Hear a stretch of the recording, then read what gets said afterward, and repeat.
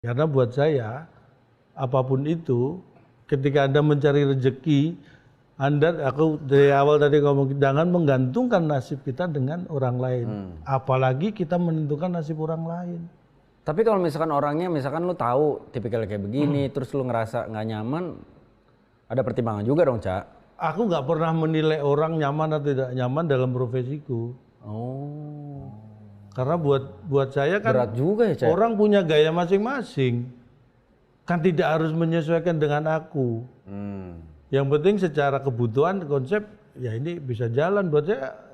Jadi saya nggak pernah milih-milih main dengan siapa, oke-oke aja buat saya. Karena ini cerita ya akhirnya pada saat, jadi dulu ketika awal-awal dulu kan kamu pernah tahu ada acara Republik BBM tuh, yang almarhum Taufik Safalas. Ada suatu masa ketika waktu itu aku udah ikut kan, terus ya tapi orang belum tahu siapa Cak Lontong. Artinya job kan belum, job of air segala macam kan belum banyak datang kan.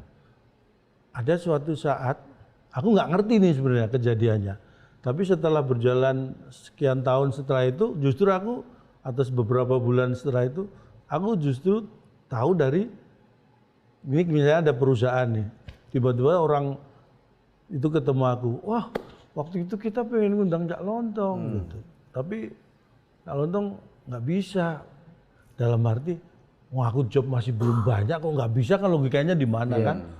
Terus setelah dia akhirnya cerita, oh jadi ada temen misalnya nih ya, temen yang sudah punya nama, udah dapet job, misalnya ditawarin, Ben misalnya nih, Ben ngisi acara sini ya sama Cak Lontong. Terus Wendy ini misalnya mau bukan ngubungin aku atau ngasih kontak ke orangnya ke aku, bukan, tapi oh ya nanti coba saya tanya Cak Lontong, dia ngomong gitu kan, nungguin dong kliennya kan. Terus kamu bilang, wah Cak Lontong nggak bisa, padahal nggak ngubungin aku.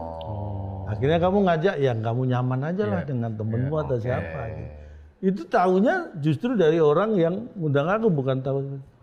Jadi buat saya orang seperti itu, makanya kenapa aku nggak pengen, karena ya akhirnya ini bukan ngomongin orang, tapi mungkin akhirnya karma itu ke dia gitu. Karena dia apa? Dia playing God, dia bermain sebagai Tuhan yang mengatur rezeki orang.